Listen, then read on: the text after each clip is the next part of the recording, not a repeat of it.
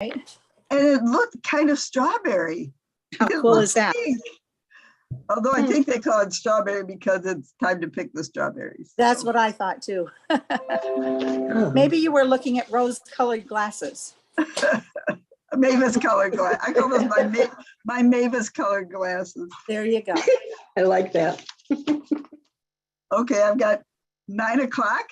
I would like to call this meeting to order of the Energy and Environmental Committee for Kane County. Today is June 17th. The time is 9 o'clock.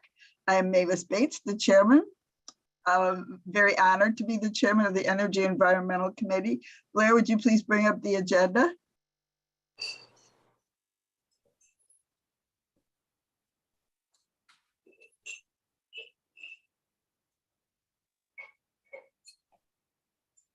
Blair, oh, perfect. I know you're always one step ahead of me. I would like to call this meeting to order. And could we please have a roll call?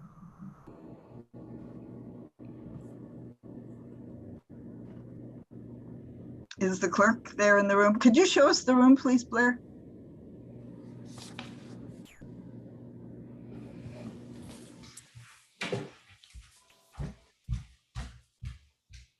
Okay, Madam Chair, we are ready here in the boardroom. Audio is on. Turning the video on for you. Did I start the meeting too soon? Good morning. Running on the spot. Good morning. Welcome to the Kane County Board Energy and Environmental Committee. We're going to have a little instant replay here. Today is Friday, June 17th. I am Mavis Bates, and I'm honored to be the chairman of this committee. And clerk, could you please call the roll for us? Allen? Caius? Caius present. Molina? Strathman?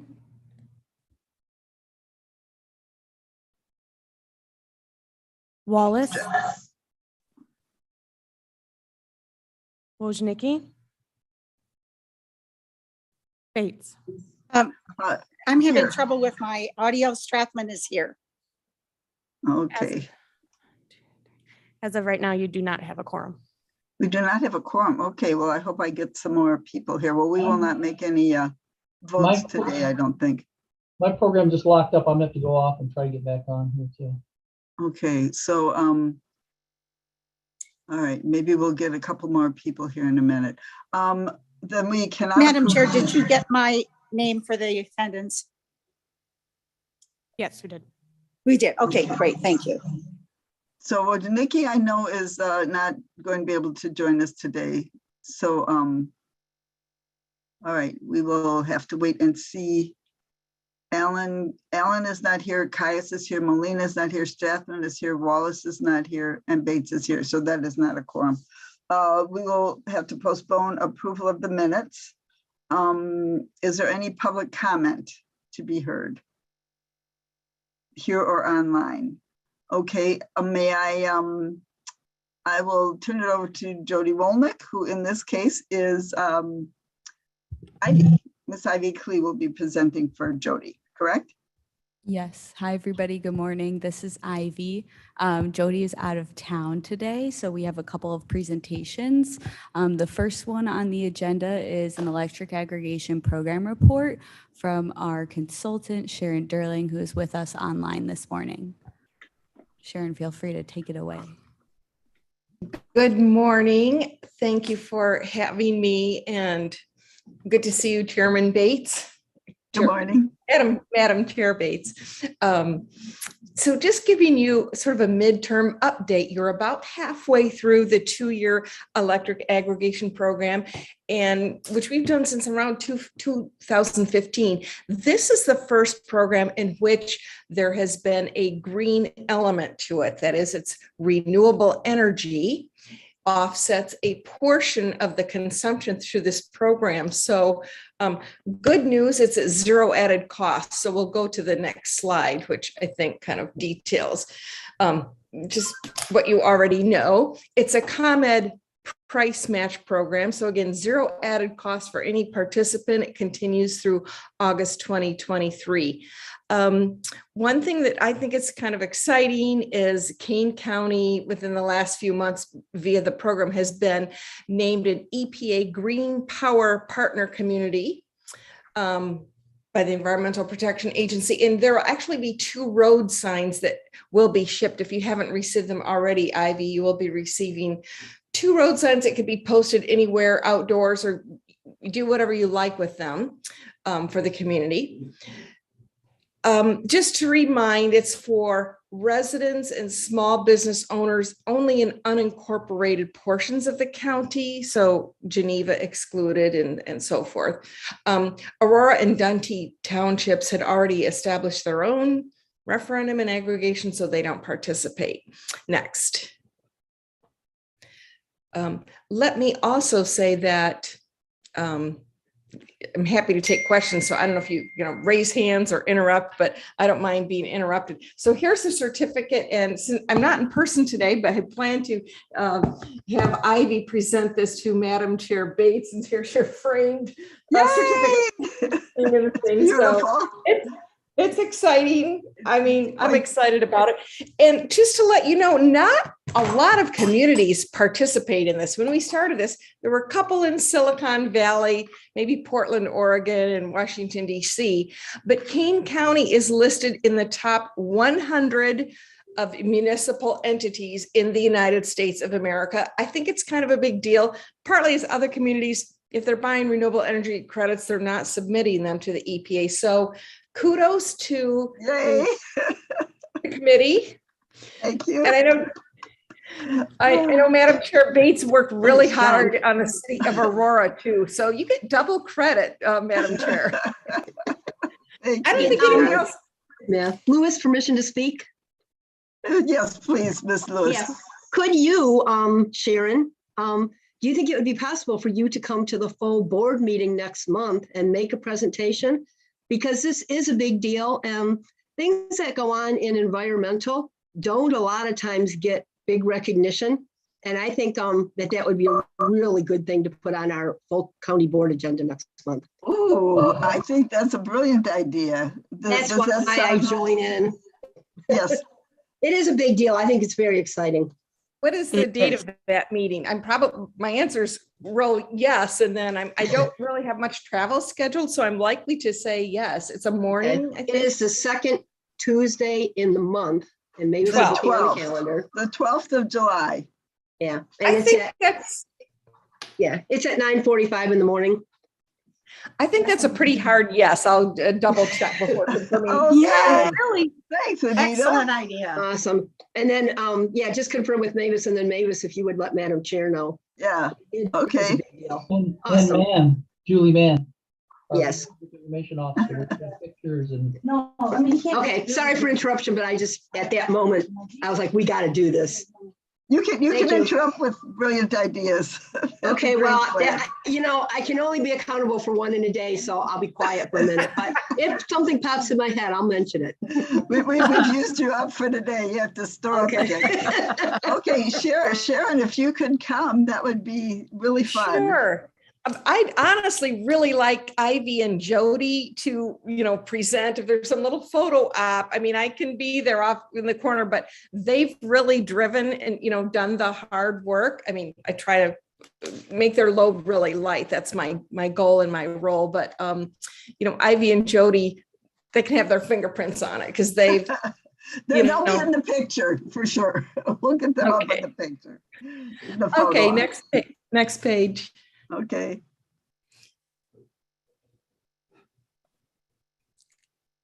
So this is renewable energy credits. We're all on a grid. I'm just giving you a little backstory. Everyone knows this, but we're on one massive grid. So when you put an electron into the grid and then you pull it out at your home through a light switch, you can't confirm that it was from a coal facility, a nuclear facility, a windmill, because it's all they're indistinguishable, right? How can we say we're using and consuming green energy? The EPA, and I'm going to quote them, they say when you purchase a renewable energy credit, you own the power. You can say you are consuming green power. So we received renewable energy credits that are in our area near our grid. It's impossible to buy renewable energy credits in Illinois. We try to get them, but because of our huge demand, it's easier to get in Iowa and the Dakotas as well. But I did this little graphic so you could say, you sort of displaced nearly 6 million pounds of coal being burned, or you see in the image 13 miles driven by an auto average vehicle. So that was an offset that you were able to do at what I'm pleased to say, zero added cost. Good on you all. Next page. Sharon, I used to have an analogy. I've written letters to the editor trying to explain this to people. And my analogy was, if you go to like Western Union and you're going to wire money to somebody, you put in your $100 in Aurora, you send it to your kid at college, you put in your $100 come out at the other end. It's not the same $100, but it's still your money ends up at the other end of the wire. So that's how it's real cash that does the exact same thing. That's brilliant. Thank you for that. I'm gonna borrow that, and after 5 times, I'm gonna say I made that up myself. Perfect. I give it to you. Next, Ivy.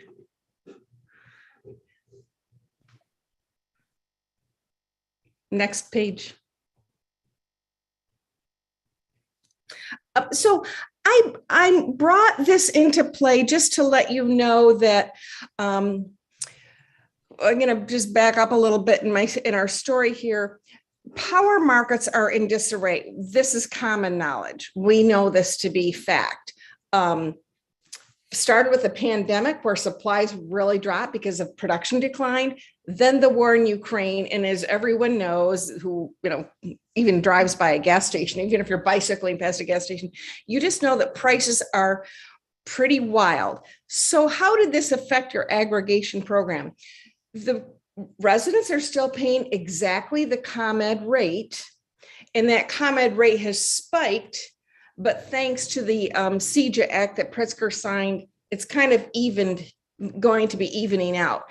But how does this affect the program? Eligo midterm moved a lot of residents back to ComEd default supply. For the residents, there is no difference. They continue to pay exactly the same rate, but good for you as the contract remains, they continue, there's a civic contribution and they continue to purchase the green energy credits. But I wanted you to be aware of, why did Eligo do a rebalancing of accounts midterms? It's because it wasn't going to work when energy prices have increased 51%, or is it 54% in wholesale markets, first quarter last year to first quarter this year. So little picture to say, well, how does the natural gas, coal declined?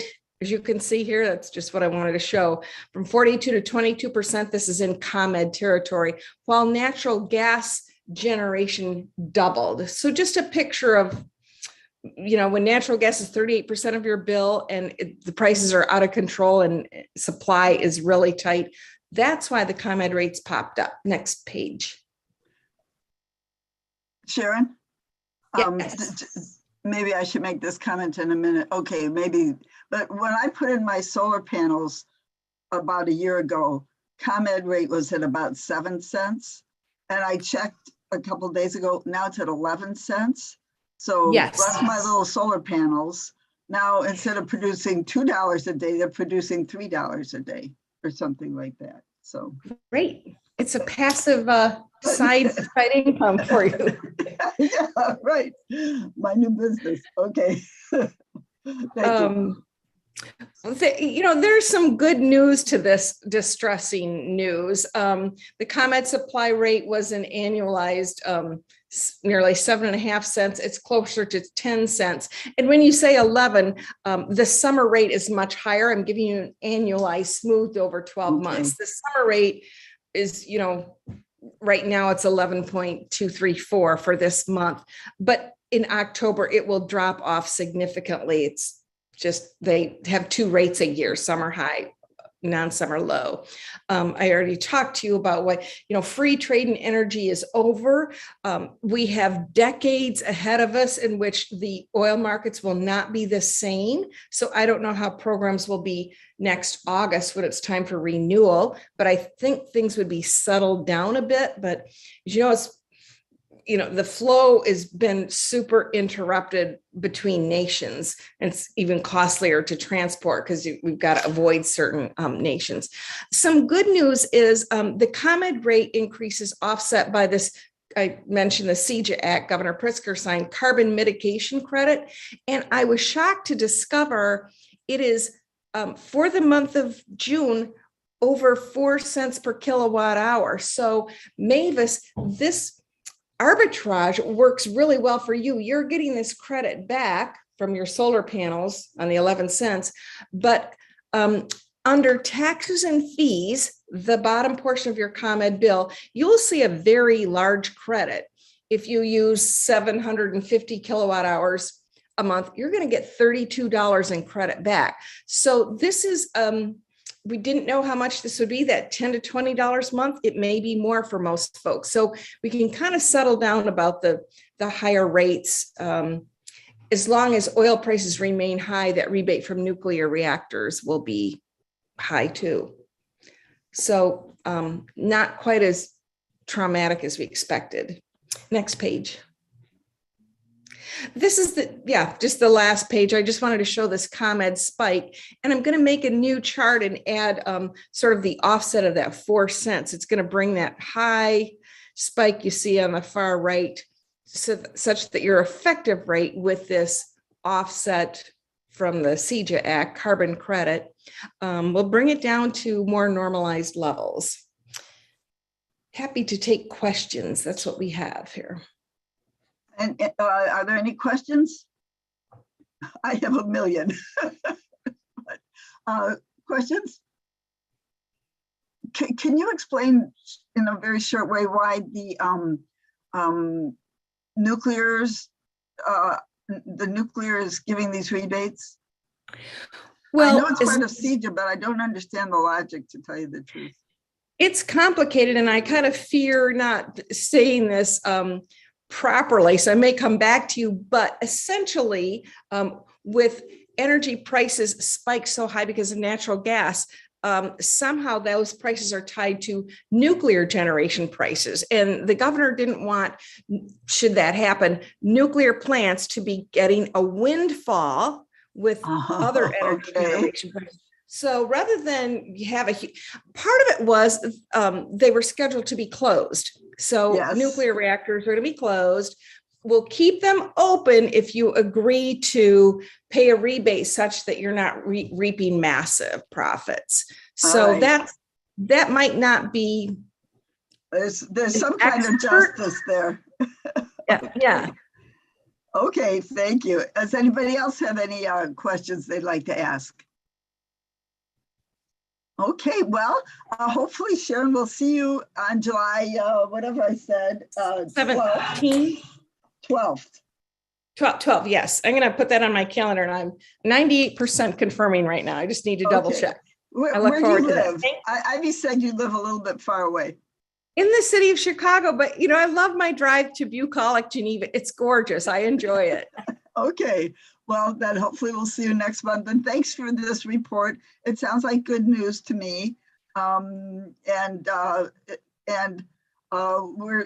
doing green energy and not costing our aggregation customers any zero cost to them. And we are now, what are we called? We're an EPA Green Power Partner. Okay, well, I can't wait to get our fancy plaque. So thank you so much. Ivy, I'm going to go back to you then. Thank you. Thanks so for much. inviting me. Thank Thank you you, so much, Sharon. We'll coordinate for the board meeting. So up next, we have another presentation from Matt Tansley on regenerative grazing and sustainable agriculture. Matt, feel free to take it away. Great. Good morning. Thank you, Ivy and Chairman Bates, for inviting me here this morning. We had talked a little bit previously about some of the different projects that our planning division is working on related to sustainable agriculture. And so I wanted to focus a little bit today on a recent project that we have been, or that we coordinated back in October.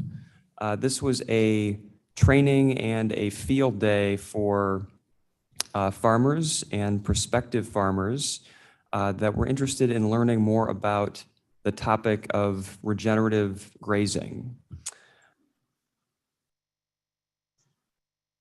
So I found this definition that was published by the Journal of Soil and Water Conservation. They define regenerative grazing as an agricultural practice that uses soil health and adaptive livestock management principles to improve farm profitability, human and ecosystem health, and food system resiliency.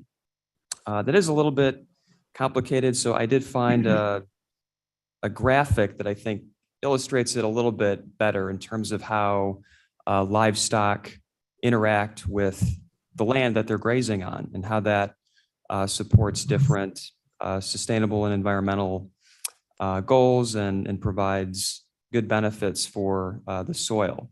So essentially you have, obviously livestock is grazing in a forage area and they are providing nutrients to the soil.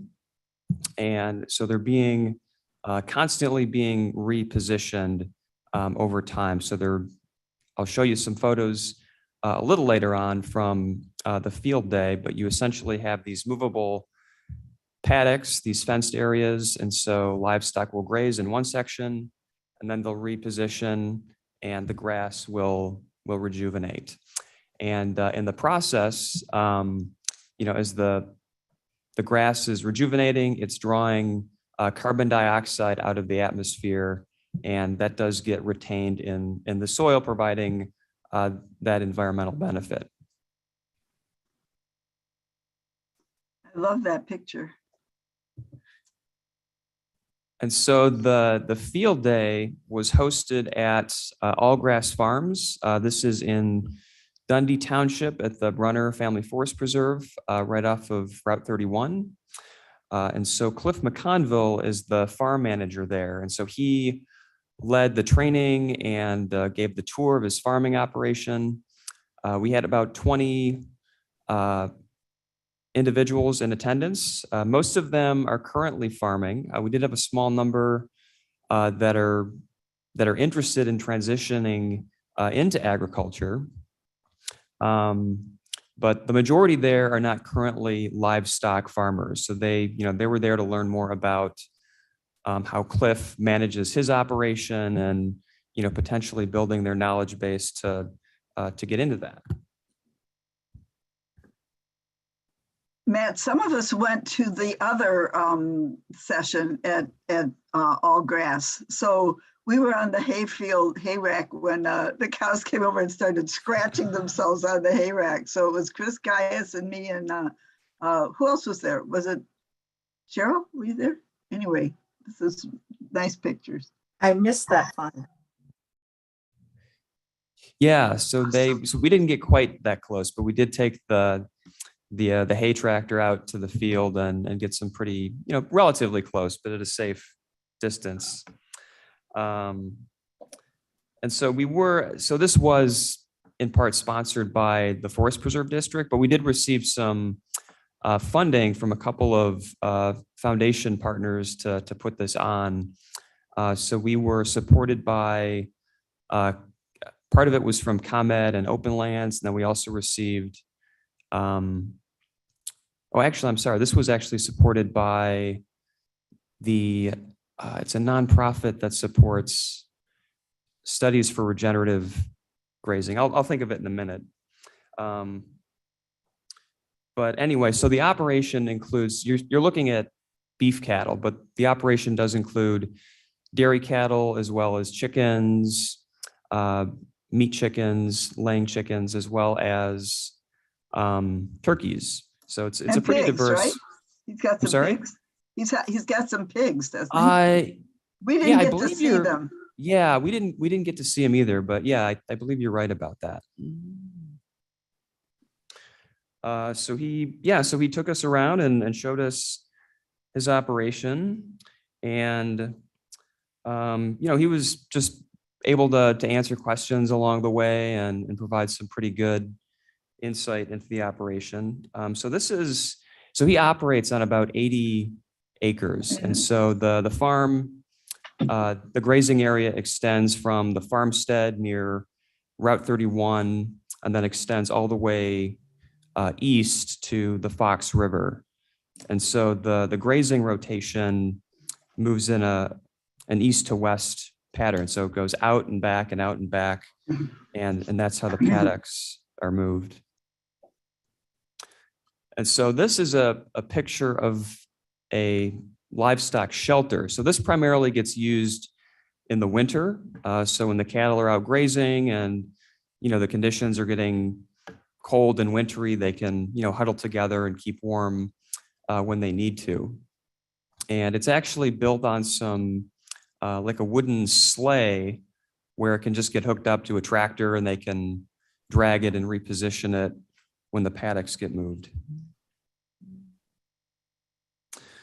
This is kind of interesting. This is a bin that has different mineral supplements in it, and the livestock can come up to this and they can eat whatever minerals that they need to add to their diet, and they know intuitively what they need, so they can just go up and they can take whatever they want and go back to grazing. And so it's really just kind of a self-service mineral station, if you will, kind of a buffet for the livestock. Question, please. Go ahead, Cheryl.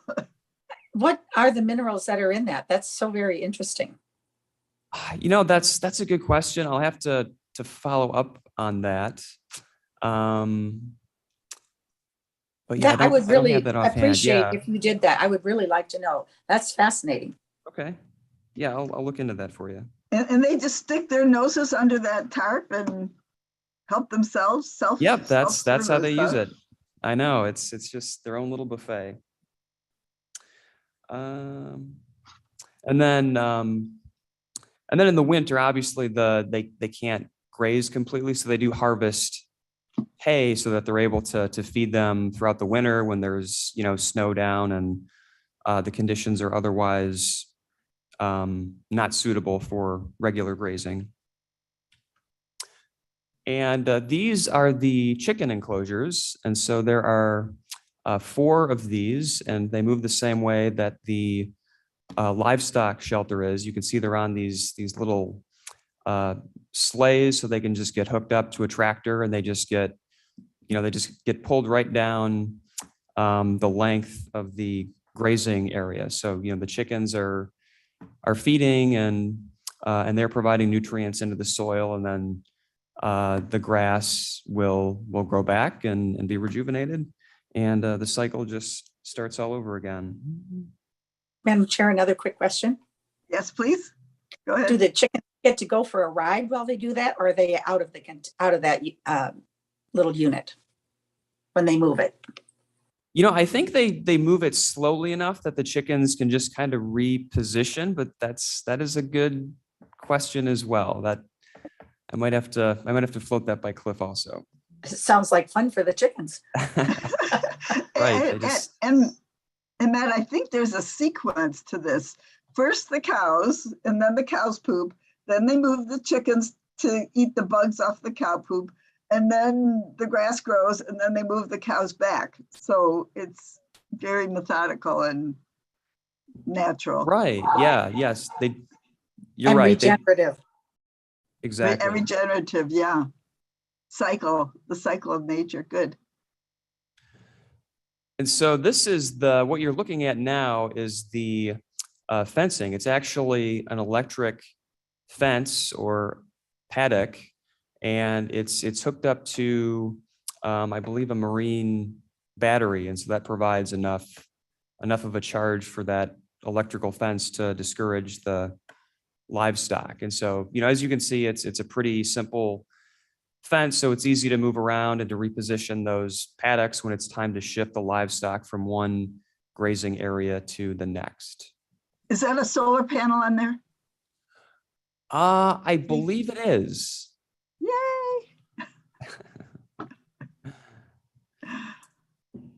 And so that was kind of encapsulating the livestock, the grazing field day. But so we do have another project that has spun off of this. So as part of the field day, we did an assessment and get some feedback from the farmers, and they did provide some information about the types of information and support that would be beneficial to them.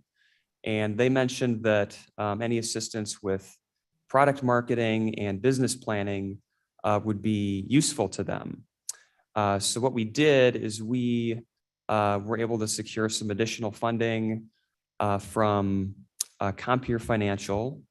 And with that, we'll be able to do a market assessment of local livestock products, to do an assessment of the marketplace for products that could be provided by Kane County and area farmers to meet local and regional demand for meat products, for dairy products, and to be able to provide information that livestock farmers could use to make more informed decisions about their businesses.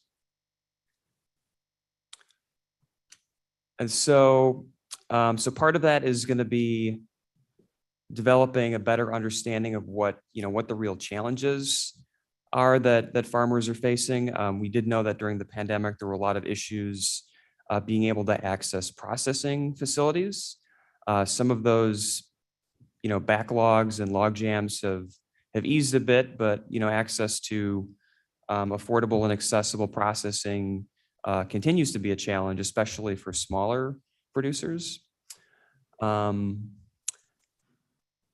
then again, the focus is really going to be on helping farmers to see where market opportunities are. What types of buying outlets are looking for local livestock products, whether it's the restaurant market, whether it's grocery stores, and find ways to kind of plug livestock farmers into those market channels and fill that unmet demand. So that is pretty much all I have, and I'd be happy to take any questions. Any questions from anybody online or in person? Well, Madam Chair, yes, Kaya? Mr. Caius, go ahead. I was just curious to the response, if you had a way to measure the response of the participants in your tour. Did you have any numerical response, like a certain percentage of them surveyed to find out if they were strongly affected by it and were likely to move into the regenerative agriculture market? We didn't ask specifically the extent to which it would affect their likelihood, but the feedback that we did receive as far as just the benefit of the information was that it was overwhelmingly beneficial to them. And we do have the information from those participants. So so that is something that we could follow up with them on to get a better sense of whether that affected their decision, if they're not currently livestock farming, if that's something that they would like to move into. Sure, I think that would be really interesting to find out just exactly what sort of an effect, like 20% or 10% of them actually made a move after this kind of information is disseminated, because I think it's attractive, and I know the leap, I'm sure, from traditional farming or even into farming has got to be a huge risk. So it'd be nice to see how our programs and yours, because I'm ready to start farming. I like the way you presented your thing there. But then it's easy to talk and it's hard to get jumped into. So Thank you. Okay, any other questions? Yeah, Madam Chairman. Yes, who's this? This is Mark Van Kerkhoff, Director of Mark. Development Community Services. Uh-huh. Thank you for having Matt on your agenda today to present this. I want to just share a couple of words of gratitude to Matt and Janice Hill and Tony Ferrugia with kind of compose our ag team. Yes. They have been working, they always work tirelessly, but especially over the last couple of years in applying for a variety of grants that can help do these sampling and pilot projects to help move agriculture forward. It obviously has a huge impact for our agricultural community and our economy. And as you saw this morning on the county's efforts for sustainability and everything. So there's a lot of good crossover. So I want to thank them for that, because applying for these small grants and then implementing them and knitting them together like they do takes a lot of work. So thank you, Matt, and the rest of the team.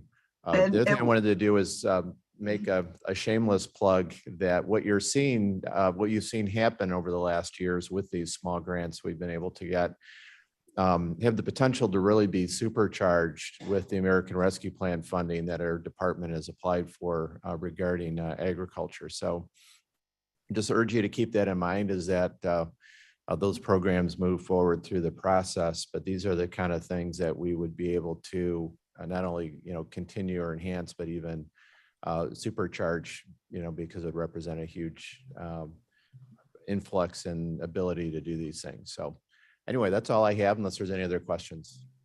Okay, I do. This may be above all of our pay grade, but there is a lot of evidence, but I don't think it's, I think it's more hearsay than evidence that cow flatulence is contributing a lot to the to greenhouse gases, and therefore eating meat is very bad for the climate. However, I'm interested in the research that's being done on regenerative ag, that the carbon capture of regenerative ag offsets the cow farts, flatulence. Are you involved in anything like that, Matt, or is that above all of our pay grade? Yeah, I can't say that we haven't looked at that specifically. We've really just kind of begun looking at carbon capture, and I know that Janice has done a little bit of work on this as well. So we're kind of in the process of, I guess, numerically quantifying some of the, the benefits and the trade-offs of different types of, livestock activity.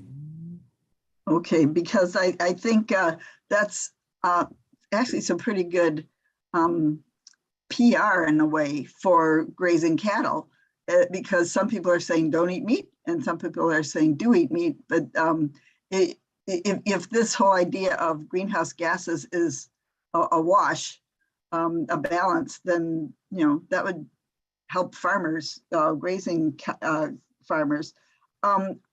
Question number 2, Ms. Bates, go ahead.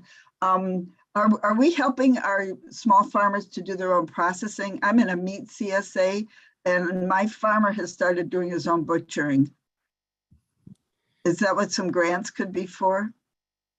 It could be. So farmers are allowed to do processing on farm if it's for their consumption. Otherwise, commercial processing needs to happen in USDA approved facilities. And I did look at this recently, and there are about, I think it's around a half dozen designated facilities between, Route 39 and north of Route 80. So basically in that northeast section of Illinois. How many? Only a few. I believe it's 5 or actually that's for specifically for slaughter. So there might be other processing activities, but those are specifically slaughter facilities.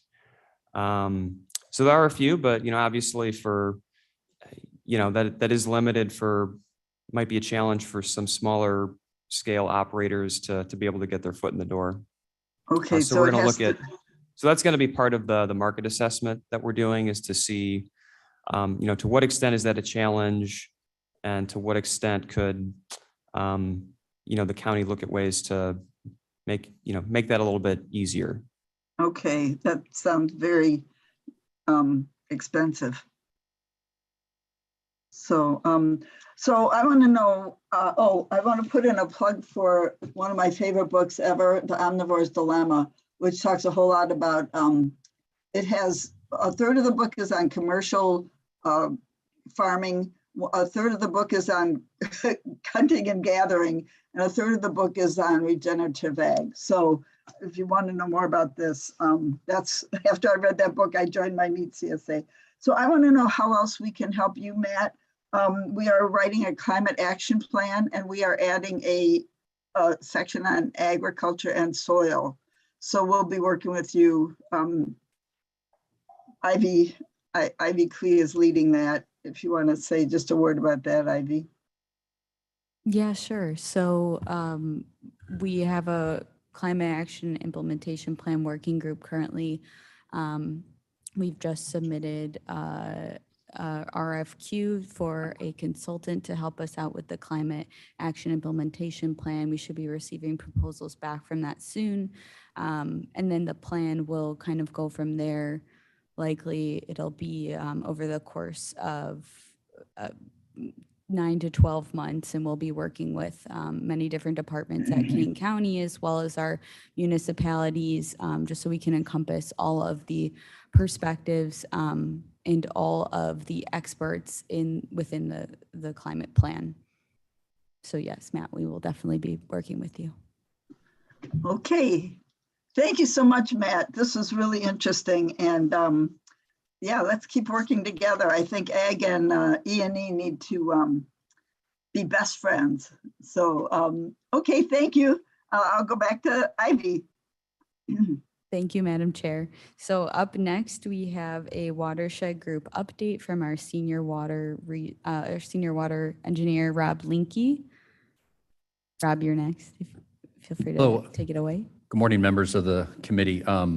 I will be brief. There was a memorandum that was provided in the packet, and I'll just go over just a couple of highlights in that memorandum. I think first and foremost, a significant event that occurred here at the beginning of the month was the Fox River Study Group was successful thanks to letters of support from Kane County and the participating municipalities throughout the Fox River watershed in helping securing $250,000 in federal funding through Senator Durbin and Senator Duckworth's efforts to restart the Army Corps of Engineers study on the Fox River. That's referred to as the Fox River Habitat and Connectivity Study. So that's looking at improving the habitat and the connections, or I guess the movement of the biota in the Fox River. So it's looking at the features within the river, looking at the impacts of the dams and what could be done to help increase the overall biodiversity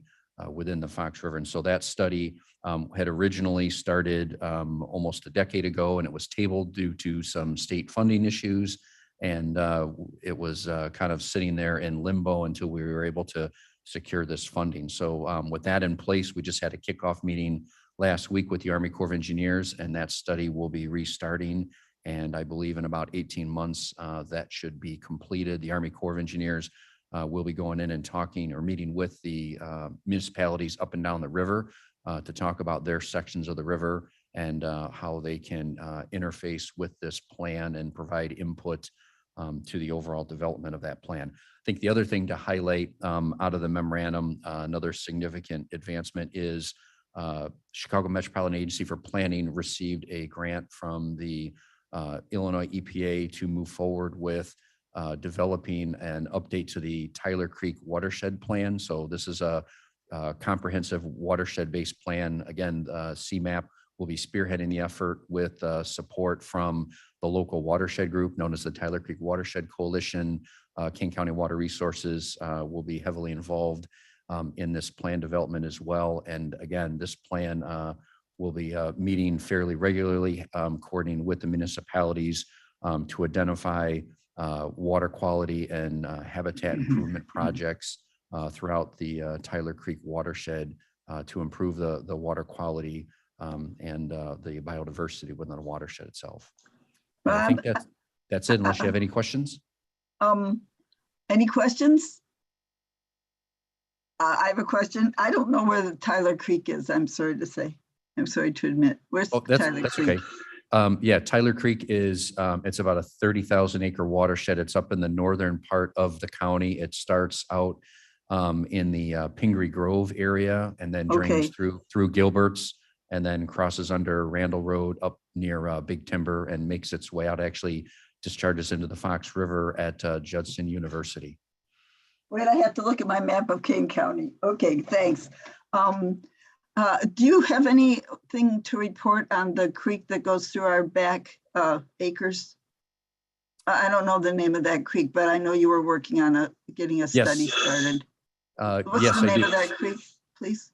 Yeah, so that's known as Geneva Creek, and that traverses the southern part of the Kane County Government Center property and then through the Gunnar Anderson Forest Reserve before it discharges into the Fox River. Actually just this week, we did receive the statement of qualifications and completed the reviews to select a consultant to move forward on that. So we're basically kicking off that planning process, getting a consultant on board, getting that contract in place so that we can have this preliminary assessment report prepared. I would imagine it'll probably be completed sometime in the early fall with a presentation made to the admin committee. I want to thank you for your work on that, Rob, because I think it's important, and it is a natural creek that needs to be, it's under our protection. And if the county can't take care of a little creek like that, then we're not setting a good example. We need to be leaders in how to protect these ecosystems and these creeks. So thank you for your work on that. You're welcome. We're excited to be working on that. Okay. Yes. So we'll. Caius also dittos that. Yeah. Just want to ditto that. Your sentiment there. I think that being responsible government requires that we deal with that in a responsible manner. Good. Coming from the chair of the admin committee. So we're all on board here to help that little creek survive and thrive. And I would like to see that trail reopened. If people are using that trail as that's a quality of life issue for people to have a little trail through a woods and a little creek. So Rob, is that part of the plan to try to restore and or should I say, could we make that part of the plan? Well, I think that certainly will be something that will be to decided as we move through the process. And again, in coordinating with the admin committee, I am encouraged that with the admin committee's support of bringing on a consultant to look at this, it's really going to be a comprehensive look at not just the stream and the erosion, but and then how that impacts the grotto site itself, but rather to look at the entire stream corridor, that entire section of the property. So I'm encouraged that we're going to get a comprehensive look and a whole list of recommendations and alternatives for Kane County to consider as they move forward in looking at the stabilization and restoration of that part of the property. Maybe the E&E committee should do a little field trip down there. Mr. Caius, you want to go down there and take a stroll with me? I've been down there many times. I think it'd be a good idea. Yeah, next time we're together, let's do that. Okay. As an aside, we've already been approached by the Audubon, a group of Audubon people who use that and for bird watching. Very popular. Okay, thanks. Thank you, Chris. Mr. Caius, thank you, Mr. Linke. I'm very excited about this project. So, and the watershed group getting those the dam study. Okay, back to Miss Ivy Klee. Thank you, Madam Chair. So like I said, Jody is on vacation today, so I'm giving a update for her on the life cycle analysis cost update. She did a presentation last E&E meeting. If you could go to the next slide, or should I grab the clicker? Thank you.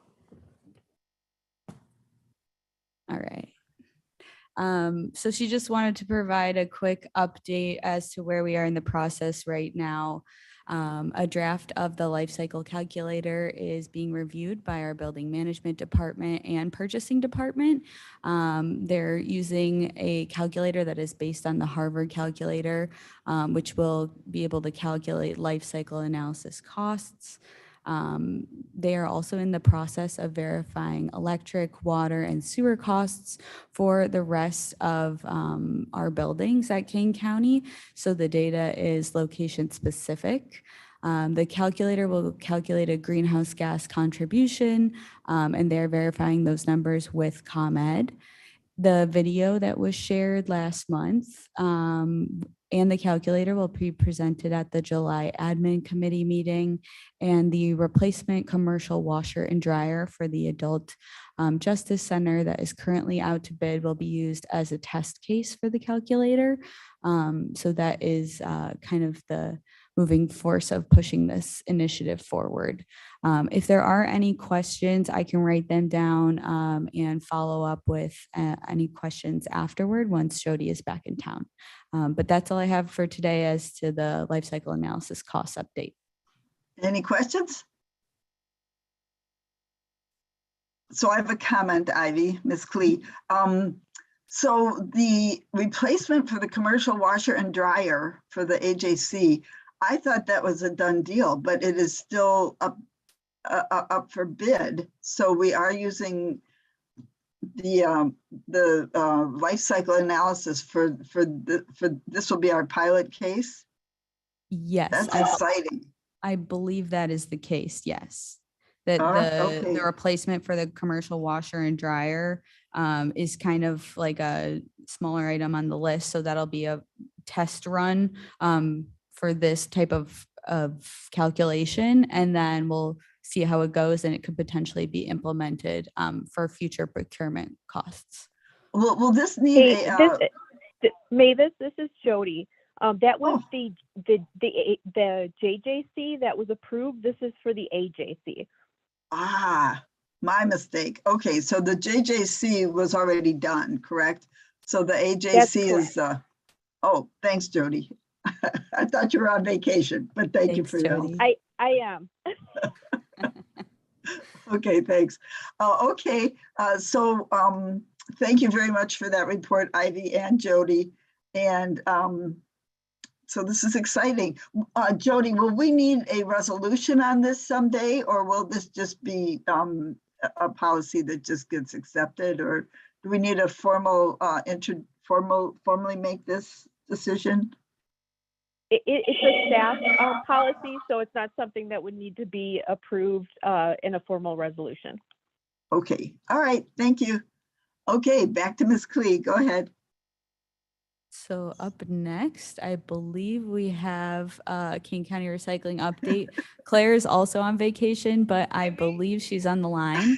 Yeah, I am here. So I don't mind, talking through my slides if my audio is okay. Yes, loud and clear.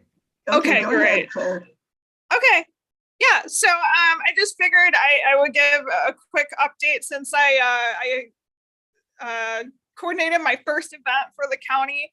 Just a snapshot of how that went and what I've got coming up. So next slide, please. Of course, the event I'm talking about was our May 14th Shred and Paint event recap. Here, there's Ivy pushing a cart full of paint. I think they did pretty well. They really filled up E-Paint's truck with latex paint.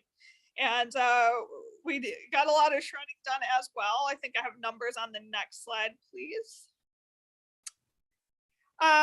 So we had about 675 total cars, give or take a few. Maybe about 50 of those were doing paint only. The raw number was down a little bit for a first event of the year. I looked over past years, and what we normally saw was about 800 cars at our first event.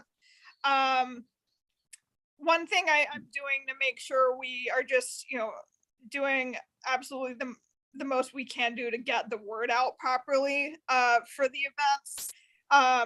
So I had kind of been following Jennifer's playbook on how to do that, but we didn't have a public information officer when Jennifer worked here. So I'm working more closely this time around for the next event and future events with Julie Mann, who has, wonderful media experience. So I think our press release for the extravaganza and for future events will be more coordinated. We had 25,000 and change pounds of paper shredded at the event, which is a little bit more, almost 6,300 pounds of paper per truck. Now those trucks have an absolute maximum capacity of 12,000 pounds. So we could have gotten away with 3 trucks, but the site layout with 3 trucks is kind of awkward. So we have 2 lanes of traffic, and one would be moving twice as fast as the other. So we're booked up with 4 trucks through the rest of this year's shred events, but I'm going to reassess. We're going to be booking for next year, probably around August. So after the August shred event, I'll take a look and think about if we still need 4 for next year, because they are pretty expensive. And if we truly don't need 4 trucks because people have cleaned out their paper hoards, well, I'd like to spend the money on something else. So we'll look at it. 154 aerosol cans were turned in. That's about 122 pounds of material, some of it hazardous. Again, that's down a little bit from normal, but we might be competing with ourselves at this point because we do now take aerosol cans every day at our 2 full-time recycling centers. Or actually, that's not true, because West Dundee didn't want them. So we only take them at Fabian and at the Aurora pop-up on Saturdays as well. And we had 6.5 full totes of latex paint, about 8,300 pounds or 600 reusable gallons. So quite a lot of paint came in. We are doing paint at the extravaganza, which I think is my next slide. These are more pictures. I figured, everyone loves a good picture of our vendors. There's Flat Can Recycling, our e-paint, and our wonderful volunteers, and us. Our crew, yay.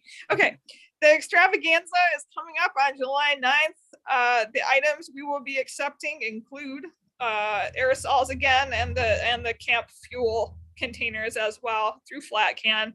Batteries, pretty much all batteries except for car and boat sump pump, big lead acid batteries, no, but everything else, yes. Bikes and helmets and other reusable bike accessories, books, clothing, shoes, and wearable accessories, electronics, fluorescent lamps, and the CFL bulbs as well. The latex paint again, scrap metals, styrofoam. I have finished the flyer and more or less finished all the web updates on our events page for that. So if you would like to share that link, share the flyer, that would be wonderful. And I am still looking for volunteers for the event. Ideally, I could use probably close to 6 more volunteers. I am hoping, over time to be less reliant on our department staff and on board volunteers as well, and have more folks from the community involved. And I did get the word out about the extravaganza earlier to our municipal partners. I just sent that email on Tuesday. So that's, at least 3 weeks, maybe 3.5 in advance. So hopefully, and I did specifically ask if they could send to volunteer networks. So hopefully I'll get some more folks through that. It is a challenging, weekend right after 4th of July. And also it might be real hot. So, people maybe have some reservations. And next slide. Oh, just other upcoming summer events. There's an August 3rd event for recycling of agricultural chemical containers. The plastic used in those containers is recyclable, but it shouldn't really go through a MRF, and it shouldn't really go through a hazardous waste program either if it's empty. So the state sponsors kind of one-off events for those, as in the past, is going to be in Maple Park. I would point out the August 3rd date is a little earlier in the calendar year. Has often been for Kane County at the end of August, but this time it's at the beginning. That link, if you need it, I'm happy to email it to you. That's generally just about the program and all the other dates in various counties. And then after the extravaganza, my next event is another shredding event in mid-August. It's only for shredding that time. And that, I think, is probably it. Any comments from the gallery? Claire, I want to congratulate you on your first, this was the first recycling event you coordinated, correct? It was, yeah. Yep. Congratulations. It was hot. It was a little icky. And thank you to Jody and Ivy and everybody. I know Chris was there, Cheryl. I think I didn't see you guys. You were back in the back 40 or something, but who else was there? I forget. But Mrs. Wojnicki was there. Yes. Pretty much most of my entire department was there. Thank you, guys. Yes, thank you for coming out and helping, because it was a great day. Chris, what were you doing? You were at the front gate, right? Or the He was intake? doing check-in. Like, he was counting those cars. So that number, that 675 cars, I have, because Chris and Barbara were so diligent about, checking off how many people came. It was new to me, so there may have been a little operator error. There may have been a few more cars. And we took us a little while to get settled in. And the 625, so we may have been closer to 800. I don't think 108, 150 or something, but maybe a few more. Thank you to our volunteers, and I hope the committee can help with the recycling extravaganza. Yeah. Okay, thank you, Claire. Back to Ivy. Yep. Thank you, Claire. All right, I'm gonna quickly run through some sustainability updates for today.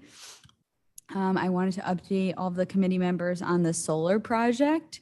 So I did go out this morning on site, and I have a bunch of pictures to show you guys after the presentation. It looks great out there, lots of activity going on.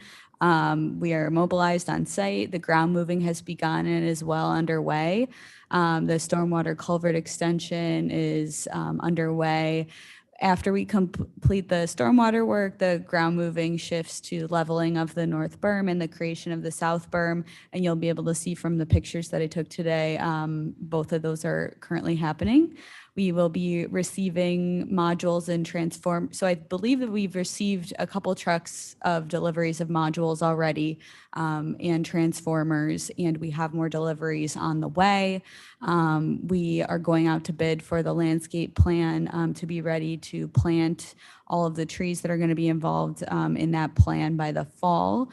And there has been communication with the residents consistently as well, just to keep them in the loop on what's going to be going on outside.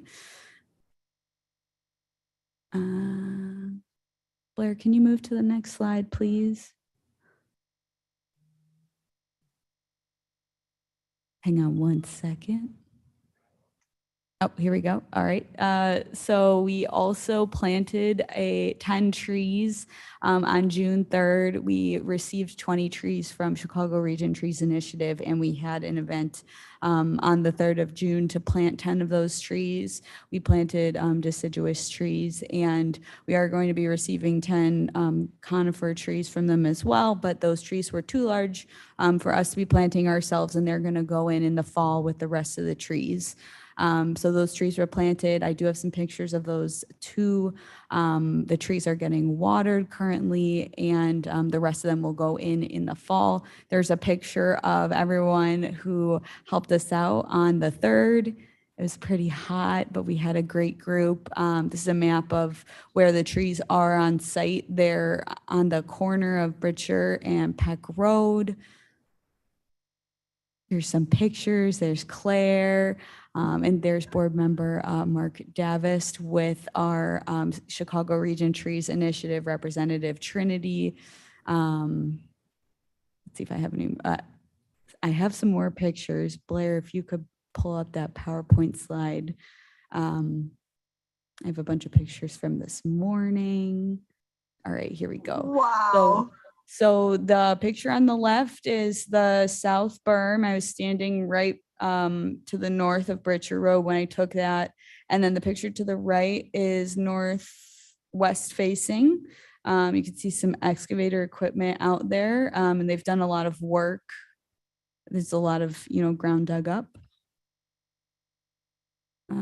All right. And then I was standing in similar position. I was just walking along Britcher Road, getting different viewpoints. The picture on the left is pretty much north, slightly west facing image. You can see the Judicial Center roof in the background. Right. And then the picture on the right is northeast facing. And here's another vantage point. We got lots of equipment out there. And I did also take some pictures from the south side of Britcher Road. So you can see what it looks like to somebody who's walking along that pathway. That's right there. That's what it looks like from the vantage point of walking along the sidewalk. Great. And then I believe we have some tree pictures. Here's some pictures of the trees. They look great. Wonderful. Yeah. And I believe that's all I have. Thank you for those, Ivy. Yeah, if there's any questions, I did talk to Madam Chair about doing a site visit. If that's something that the committee members would be interested in, we can definitely organize that. Thank you. Mm-hmm. Back to the agenda. Ivy, do you have anything else? I do not, but Karen Miller does. She has a presentation next. Okay, Karen Miller, please. Good morning, everyone. So I'd like to give you an update on some of the exciting things that have been going on with the fabulous Fox Water Trail. We've just received 10,000 brochures that we've had printed for the 2022 paddling season. We made a couple of tweaks to the previous brochure. Travel Wisconsin had changed their logo a bit, and then also we added a QR code on the back that will take people to the website. Also, we have our access site signage designed and approved by our core development team. Our graphic artist, Matt Kania from Map Hero up in Duluth, Wisconsin, Duluth, Minnesota. He designed our signage for us that includes the elements that are required by the National Park Service for designation. You can see on the sign up at the top that we have our website, we have the appropriate map for that particular site that includes some of the access sites upstream and downstream. We have some safety information and also QR code that takes you to our website. That will be on the land side at each access site. On the right, you will see signage that identifies the name of the access site and also has the river mile, which is also indicated on our maps. This sign will be on the land side and also a copy will be on the water side. So we will be starting to work with the landowners that for each of the access sites for production and installation of the signage. Our graphic artist, Matt, is working on a digital version for each of the 80 access sites. So when he's completed with those, then we will start contacting the landowners. And in some instances, I'm anticipating we may be looking for funding assistance for the landowners with production and installation of the signs. Also, I'm excited to announce that Kane County has contracted with Gilmore Marketing Concepts, Inc. to do a marketing plan for the Fabulous Fox Water Trail in Kane County. They're out of Elgin, and they've done some really exciting, wonderful work for Elgin and other communities, corporations, nonprofits, et cetera. So Mark and I started working with Kim Gilmore, the president, and we've laid out a plan. Our first step is to do what's called a SWOT analysis, which identifies strengths, weaknesses, opportunities, threats, and trends. And we are putting together a database of individuals who will receive this SWOT analysis to complete. And we are also working on the SWOT analysis to be appropriate for the Fox River. So then we'll take that data and from those participants, and we'll narrow down the number of participants and start doing one-to-one interviews with individuals regarding their perception of the Fox River, the Fabulous Fox Water Trail, and marketing. And then that will culminate in August with a summit with a few stakeholders along the river that we will meet with in person and discuss in a group the marketing plan, potential marketing plan for the water trail. Any questions or comments? So Karen, are you putting those signs on the riverbanks? They will be at each of the access sites, yes. Okay, how are we doing with porta potties? I still want my Mavis-based Memorial porta potty. Well, we do indicate on the website where there are washrooms. We have icons that will indicate the different amenities at each of the access sites. And when we put together our application for designation, we need to create goals and objectives. And so I'll be looking at each of the access sites to see what improvements we might need. So the washrooms or porta potties may end up as one of our goals and objectives. Okay, Miss, thank you. I'll be putting a copy of the brochure in each of your mailboxes. Okay, great. As Question, Madam Chair. Go ahead, Cheryl. Ms. Strathers. Are those brochures available now? There is a Juneteenth event in Elgin this weekend, and it would be lovely to have some to pass out to the people. Could I pick some up today? Sure. Would you like me to put some in your mailbox? Yeah. What would be the easiest thing for you? Yeah, that would be great. How many can I have? I mean, I'm working a table at the event, and it'd be just lovely to pass out, several.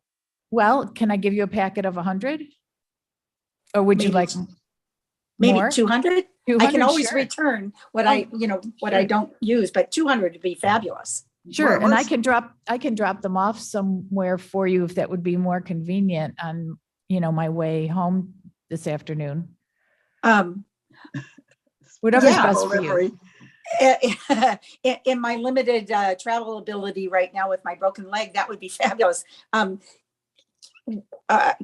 I call you, or how can I get this information? Sure, you can call me, or if you want to send me an email. Okay, and where would I send email that? address is right there on the screen. Okay, I will do that, Karen. Thank you so much. I'll send you as soon as we're done, I'll send you an email. Thank you very much. And if anybody else has any ideas of where to distribute the brochures, please let me know. The Aurora, actually, I think it's the city of Aurora, and Sierra Club will be having a table at the Pollinator Festival on June 25th. And I'm going to be at that table. So Sierra Club. So that might be pollinators and rivers go together, right? Right. Sure. Okay. So tomorrow is also the Hooked on Fishing event at Oakhurst. Oh yeah. Yeah. And that might be a place. I personally can't go, but I'll probably find somebody to. Yeah. I'm going to And- be there. If you want to drop a couple hundred off at my mailbox, I can pick them up on the way down. You're Okay, gonna be at the sounds good. fishing event? And- Okay. Yeah, the It's Forest fishing Preserve is event. going to have a, Yeah, it's That's fishing, great. but yeah, I mean, that's one of that's the Forest Preserve that we also do the kayaking lessons at. So there's a lot of people in that area that, you know, are Great. pretty much aware of our fabulous fox. So it'd probably be a good thing. Yeah, That's good great. idea. I have one other question if I can throw it in. Yes, Ms. Lewis. So, and I'm not sure how to phrase this, but I have a family member that works for Shaw Media, which is the St. Charles Chronicle and the Elgin Chronicle, whatever all those papers are. They do a lot of different brochures for marketing purposes where they raise money. And they have like all the bike trails in the county. And I know they have one for, you know, kayaking and water stuff like that. Have you ever, Karen, have you ever looked at any of the stuff they have? I believe that, I think that the brochure or the magazine that you sent, Mark, that you sent over was Shaw Media, wasn't it? I believe so, the King County Magazine. King County Magazine, is that one of their publications? Yes, probably. Yeah, they just did Yeah. a whole feature that we found out about, but that's a great example of needing to work with our marketing consultant and other partners who are involved in promoting and pieces for the Fox River and get us all galvanized around this larger water trail initiative. Yeah. Okay. Go ahead. I'm getting a little nervous about Jobs Committee. We're over time. So maybe You can blame it on me. It's okay. So let's keep working on this. Do you have one more comment you want to make, Anita? No, I'm good. Thank you. Okay, I'm sorry. Madam Chair, this is Mark Van Kerkhoff, if I could. Yes. Again, I just want to share my gratitude to Karen Miller for her vision for this, launching this whole initiative and her work on it. We're very excited about the marketing study work that we're going to be doing. Another shameless plug for our applications for the American Rescue Plan funding. One of those is for the Fabulous Fox Water Trail Initiative. It included this marketing study we're doing. We didn't want to wait for that, so we're proceeding that using funds out of a riverboat budget. But the majority of the funds we're looking at are for the infrastructure improvements to the launch sites. So could include the signage, could include better accessibility, new launch sites, things that will really increase the amenities and abilities for people to get into the river. So yeah, some of the launch sites are just mud holes. So we need to be ready for the people we're asking to come use the river. So thank you. Okay, some of the launch sites are kind of mud holes. So they could probably use a little gravel or something. Okay, thank you, Mr. Van Kerkhoff. Ms. Klee, are we, can we go back to the agenda? Are we finished? One more? Yes, that's all we have on the agenda today. Okay, thank you so much, Ms. Klee. Thank you, Jody, Ms. Wolnick, and Ms. Ryan for being on board with us today. Thank you, Karen Miller, for all your work on the Fox River, and Rob for all the protection you're giving to our waterways. And thank you, and recognition to everybody, including you, Mr. Van Kerkhoff, for your vision. So thank you. We will meet again next month. Ms. Bates, are we going to vote for minutes and reports, place reports on fire? Yes, please. May I have a motion to put the records on file? point of order. Yes. Can we approve the minutes from the last meeting? Oh, well, Before we we do have that? added, do we have a quorum now? We do. Miss Molina did show up. Okay, thank you, Mr. Caius. May I have a motion to approve the minutes from the last meeting? So moved. Caius move. Caius moves. Was that Strathman? Yes. Strathman seconds. All call roll, please. Caius, Caius, yes. Molina, Molina, yes. Strathman, Yes. Bates. Yes. Okay, thank you, Mr. Caius, for getting that bit of housekeeping taken care of. Now, do we need to put records on file? Yes. May I have a motion for that, please? Strathman moves to put records on file. Caius, second. Thank you. Call the roll, please. Caius, Caius, yes. Molina, Molina, yes. Strathman, Strathman, yes. Bates. Bates, yes. Thank you so much. I believe we are ready to adjourn. I want to thank everybody again. This is a great meeting, very informative, and lots of work to do in the future. May I have a motion to adjourn? Caius, move. Strathman, second. Thank you. Caius and Strathman, all in favor? Aye.